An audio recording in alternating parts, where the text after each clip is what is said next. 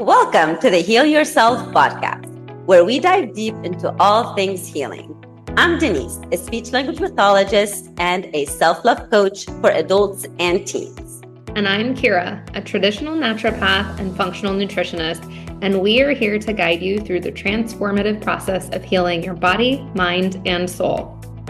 From the latest in functional medicine to nurturing your relationship with yourself, healing trauma, and even transforming your money story, we're here to empower you with the knowledge and tools to create lasting change. So whether you're looking to heal physically, emotionally, or spiritually, join us as we explore the many paths to wholeness and wellness.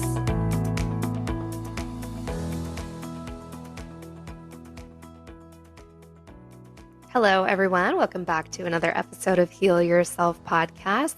You have Kira today, and I am joined by a special guest, Dr. Toni. So let me introduce her. Toni Morrison is also known as Dr. Toni, the self-love practitioner. She's a behavioral scientist, health and wellness visionary, podcast producer, and founder of Be Seen, a multimedia and events platform and movement that believes in the transformative power of self-care, community, and visibility for marginalized women. Dr. Toni's on a mission to empower women to prioritize their physical, emotional, and mental well-being in order to transform their families, businesses, and communities worldwide. So welcome, Dr. Toni. Hey, thank you. Yeah, so tell us a little bit about yourself. Obviously, I introduced you via the bio, but people want to know the you. How'd you get on this journey? Oh, this journey has been a long one. As it's pretty much been my entire life, I would say. But more so, definitely the behavioral scientist part of it all.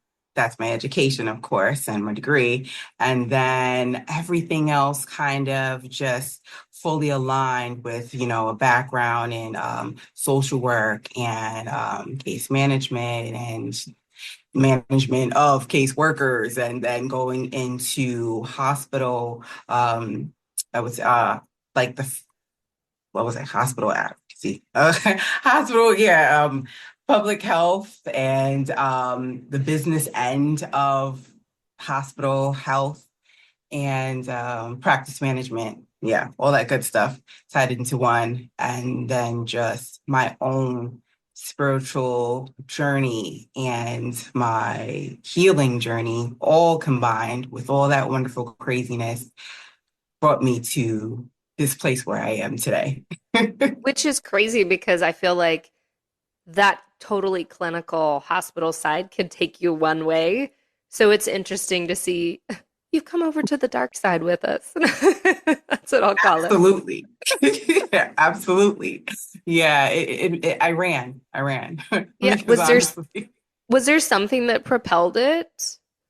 you know what? Yes. Honestly, I would say about my fifth year in working at the hospital, I would say, because this was after I did my social work and case management for about 3 years after college and everything. But right after that, I went into the hospital, and 5 years of me working in the hospital on a daily basis. I remember sitting in a lunchroom with a coworker. She happened to be she was a grandmother at the time, and she had been working for the hospital for about 25 years. And she had recently received her plaque and her gift and everything for working for the hospital for 25 years. And so she was excited, and everybody, who were kind of in the room at the time, we all wanted to see, what'd you get, And so she's passing the stuff around for us to look at. And I remember when I opened up the little box and I saw the watch and I saw everything, the little message, and it was like, "Thank you for your time." It punched me in the face. Because I was like, wait a minute. So you've been here for 25 years, and after your blood, sweat, and tears, giving everything all you got here, the hospital pretty much rewards you with a watch and they say thank you for the time they've robbed. And I'm like, wait a minute, I don't think I want to do this for 25 years. Yeah. Like, I don't want to be here in this space, in this capacity, working to build someone else's dream. Just not, and then on top of that, and getting into the business end of the hospital as well, just learning more and more of how it's set up to not heal individuals. I ran. I couldn't do it. I was like, I have to get out of here. It took me about 3 to 4 more years after that to get out, but I did. Good for But I you, did. though, because, there's a time and a place. I always tell people as a health practitioner, yeah, like you break your arm, you're in a car accident, please go to the hospital. Like, I can't help you. But when it comes to true healing, that's not it. You're not going to find it in a hospital at all. Never, Yeah. never. Well, and then this brings another shift and something Denise and I talk about. Like, I don't bring healing either. True healing comes from within. And 100%. you call yourself a self-love practitioner. So tell us about that. What does that even mean? Like, Denise and I have Yes. done an episode on self-love, but let's hear another perspective. Of course, of course, of course. So definitely for me, as a self-love practitioner, it is definitely all about putting yourself first at all times in every situation when it comes to, yeah, like I said, just about everything. But in respect to whom you're also dealing with.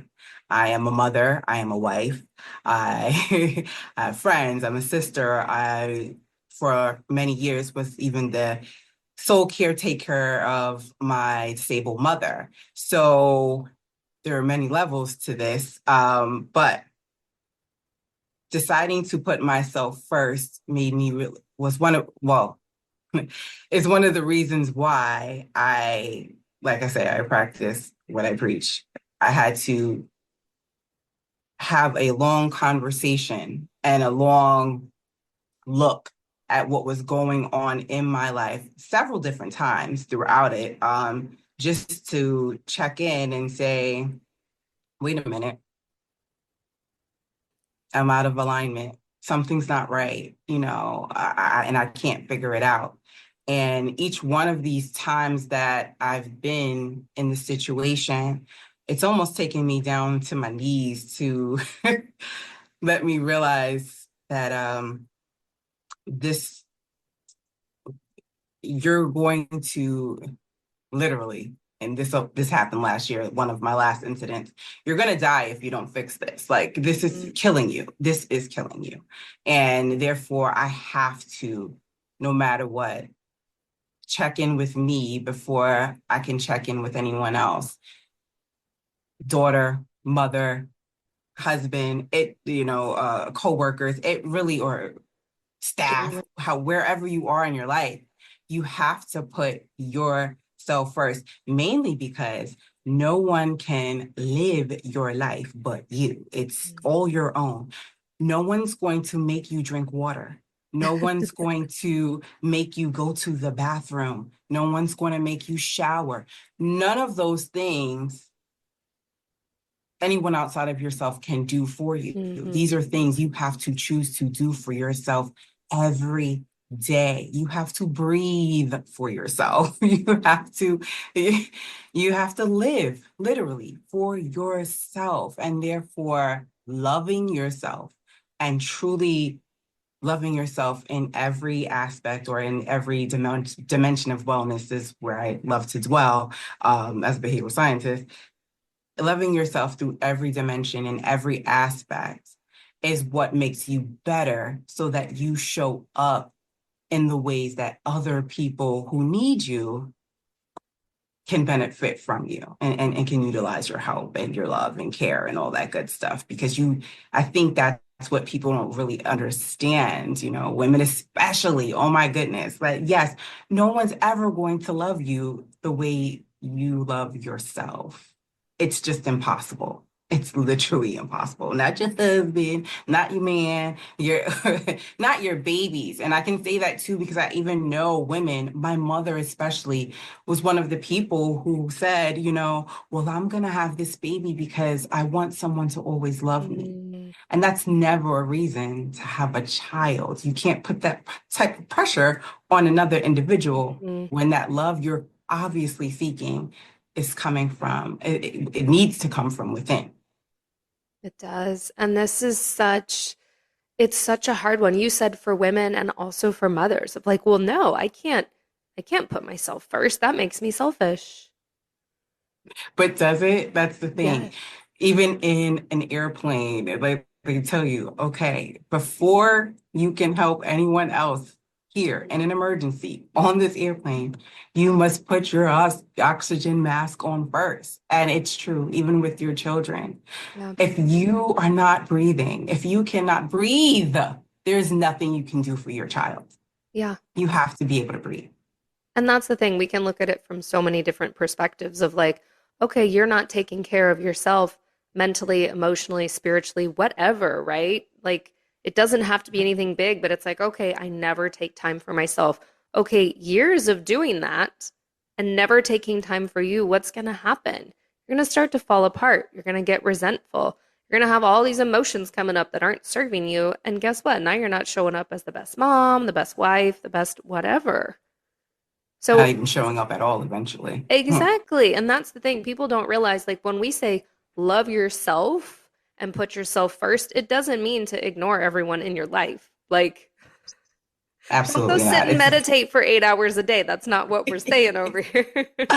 Absolutely not. It definitely has nothing to do with ignoring everyone else in your life and being so selfish that you have no time and attention. It actually is about putting yourself so that you have more time and attention, and it's more intentional because yeah, this is your time. Hey, little baby. Hey, daughter. Hey, sister. Hey, friend. Hey, husband. This is your time. I have time for you because I've already filled my cup. I'm good. Mm, I can do this. So what do you need? I can help. I'm pouring. I'm sharing from my overflow. That's it. I have so much. I'm mm. full, and I'm here for you. So what do you need? I can help you now. Yeah. Well, what does self-love look like for you? Like when you have clients come to you, because some are like, is it just taking a bath every day? Do I take 5 minutes to myself? Go for a massage once a month? Like, what are we talking here? Self-love is making sure I eat every day. Like number one, Yeah, because a right. lot of times people don't even realize how you're running on empty. Oh, as long as I have my coffee, I'm just gonna drink coffee because I have all this work to do, and I'm gonna drink this coffee and I'm good. No, you're not. You're not good. You're not good because today wasn't an actual intentional day of fasting because that's a whole nother thing. Yeah. You're actually starving yourself and you're just filling yourself up with all of the nonsense that you think is more important than taking care of yourself. So, yes, drinking water, eating, all of your physical needs are extremely important. And yes, those are self-love, but it definitely expands to making sure that I have someone to socialize with here and there, beyond, just myself, like, outside of myself, making sure my relationship with my husband is healthy enough where we can have conversations and communication, making sure my daughters who are 14 and 19, I have good communication with them as well, making sure the one that's in college, that she's okay and actually giving her the space to even grow, not being a what is it, helicopter mom and Hmm. thinking that I have to like be her everything. Are you there? Are you okay? Call me every day. What? Absolutely not. Mm-mm. Because I needed space to grow when I was her age as well. And you have to remember that these people, even the ones you created, are all individual Yeah. and they're all having their own individual experiences in this world, just like you. And it's okay. And be okay with that. So yeah, I love the spa and I love, massages and things like that. I actually do feel like, and I try to stick to my monthly massages simply just because of the tension that I always keep in my back because that's where I Amen. have it. Yep. Right. So that's where it goes. So that's why I need those. But absolutely not. It is intentional eating, like I said, and then I don't even just mean intentional eating, it's actually choosing the banana or the salad over chips Mhm. because chips were my drug of choice when I was 350 pounds. Okay. Yeah. But it is no longer. I do my best to make sure that I make those actual, the right choices. And then for me, like I said, it's because it's a journey as well. Self-love is still something that you practice daily. And you're constantly even learning new things about yourself.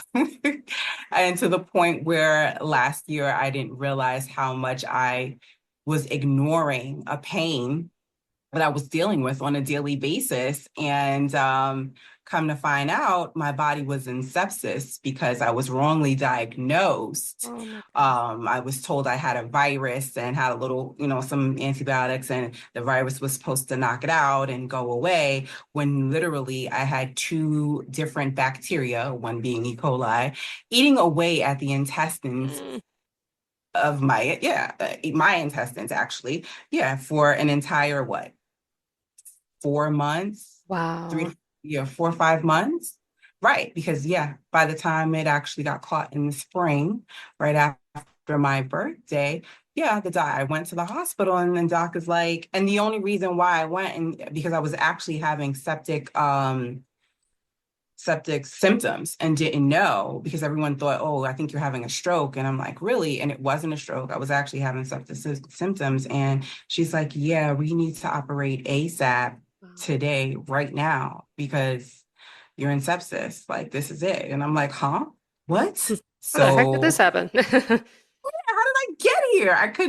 I couldn't believe it. So they operated right away. And then that took me to a whole nother level of understanding and just understanding even how quickly, because I even saw it through my mom with happened to her. She had a debilitating stroke and went from walking, talking to this individual who, totally lost function on her left side. And like I said, I had to, care for her. But it was quite eye-opening for me because it was an experience of understanding of how fast, just how fast life can change in an instant. I mean, this can happen anytime, any day. And took me from, one piece, I'm all together, and now I had an ostomy. There was a piece of me outside of my body and dealing with that for months. And I say months because I'm extremely grateful that my surgery was reversible.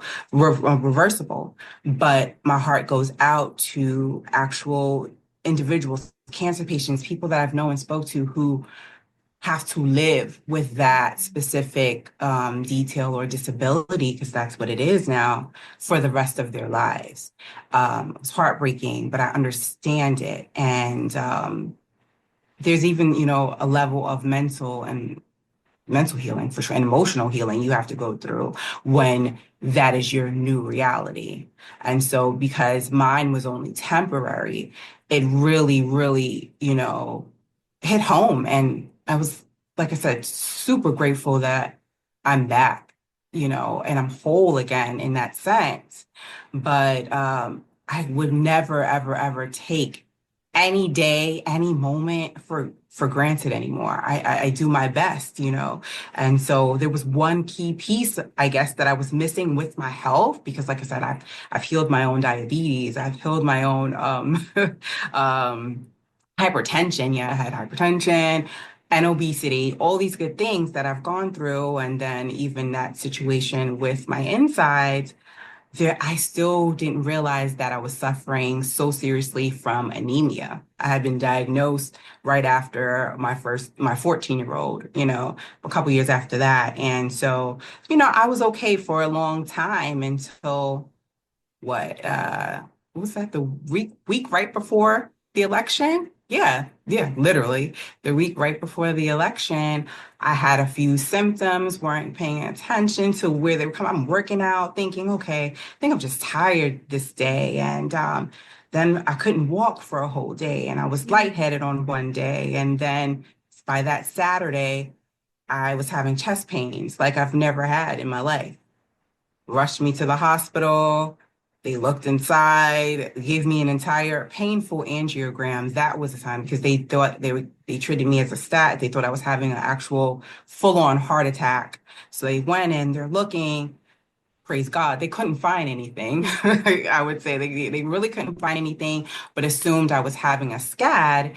And the doctor said he might have saw something arterial. Took a whole thing, was there for a whole week, all for it to boil down to the anemia, which I had to advocate and for myself to push back because I personally did not want a what do you call that? Blood transfusion. Mm-hmm. Yep, I didn't want any blood transfusions. I'm like, okay, but you can treat me with iron, right? I hate when I have to tell doctors sometimes how to do their job, like how to do their job. Like, go ahead and provide other alternatives for people. But it's like, if you don't already know, which is so sad because there's so many people who don't Mm-hmm. know, then you don't know what to ask for. You don't know what to say. You don't know how to advocate for yourself and, be firm in your beliefs sometimes for yourself, no matter what that is for you, because everyone's different.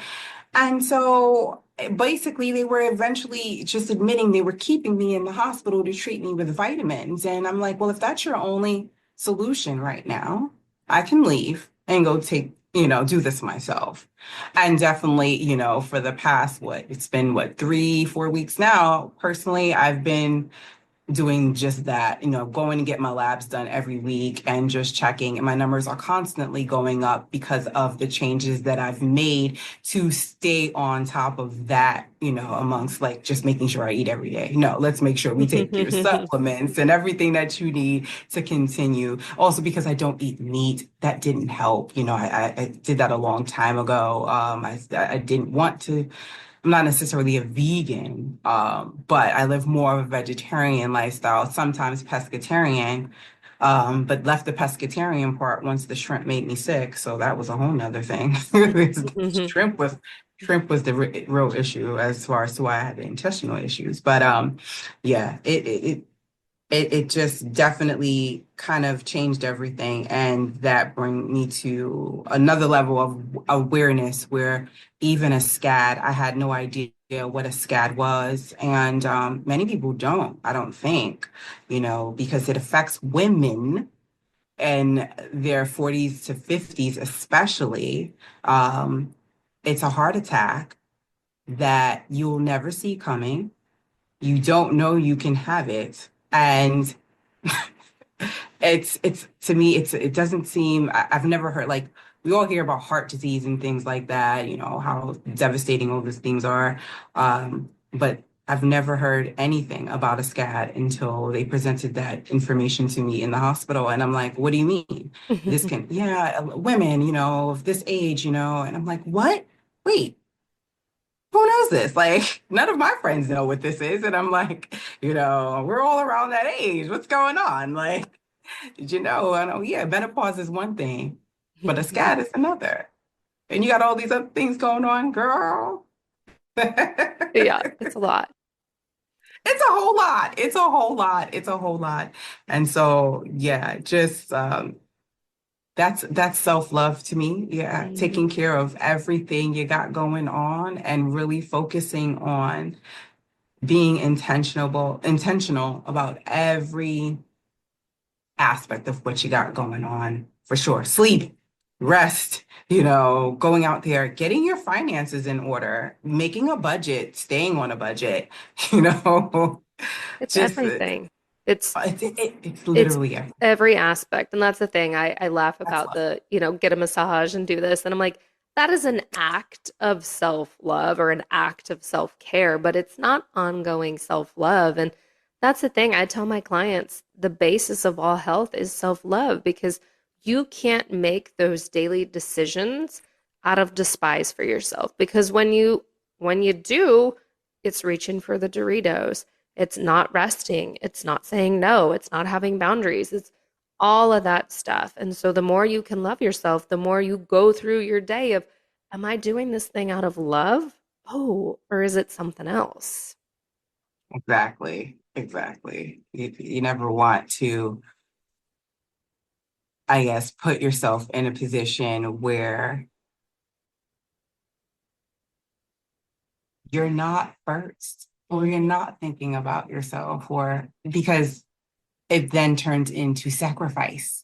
Yep. You literally become the sacrifice. Everything about what's going on, every time you don't have boundaries, or if whatever you're putting first, you're sacrificing yourself. You're sacrificing your health when you eat those chips. Yes, absolutely. Because you want good health, but you're doing the exact opposite of what you say you want to do. Mm-hmm. And that starts to be everything. You're going to a job maybe every day that you hate.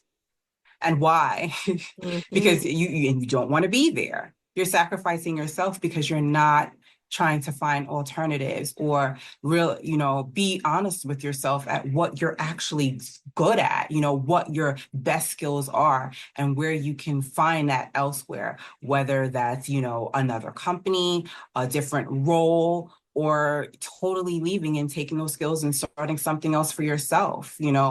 All those things matter. Yeah. And the self. Oh, oh, the self. Oh, the self. I love the self. I love the self. Yeah. And I love myself. And that's, I mean, everybody listening, if that's the one thing you can focus on, it's going to get you a long way. A long A way. very long way. It's your whole life. It literally is your entire life. And that's why it's okay for it to be a long journey, Mm-hmm. because you're here for the time you've been given. And so why not make the best of it for yourself? Because there's nothing you can do for anyone else the way you can do it for yourself. But the thing is, once you find who you are, who you like to be, how you like to show up, how you like to live, all the pieces actually start to come together. And so whatever you feel it is you must do for others, it becomes so clear, and you can do it easily, with ease. You can show up for whoever. If you want to write a symphony, you can write a symphony. If you want Yes, if you want to get if you want to just start a charity to help your community, or be an advocate for um cancer patients, whatever your thing is, whoever you are here to help, and even if you're here to just be a part of your ancestry to break cycles and teach your own children, or your legacy behind you. That's all important. I mean, you definitely can't do it if you're not putting yourself first. You have to do that first. That's it. 100%. Yeah. Well, this has been a great conversation. I'm sure we could keep on going. Of course, Um, of course, of course. and everything's always in the show notes, but I always like to Yes. ask, what's the best place for someone to find you? Okay. Definitely. So sure. At this time, especially if you are a marginalized woman of color, professional business owner, founder, creator, you can definitely head on over to LinkedIn and DM me the word self. Yes, DM me the word self, and I can hook you up with a free self-love workbook. It's a free Ooh, 7-day self-love workbook, as well as a bonus 30-minute chat with me, for awesome. sure. Well, But guys, I'm I will all on, put, I'm, oh, go, I oh, go ahead, go ahead. was gonna say I'm on all platforms pretty much, besides what's that? X. I'm not on X. But yeah, LinkedIn as Dr. Toni SLP, or Toni Morrison, you can find me. So yes. Perfect. Yeah. I'll make sure it's in the show notes, guys. Um, Thank you so much for being here and having this conversation. Yes. Thank you so much, Kira. This is Yeah. great. Well, and guys, you know the drill. Shoot us a message on Instagram. Let us know what you want to hear about. Give us feedback. Leave us a review. And we'll see you on the next episode.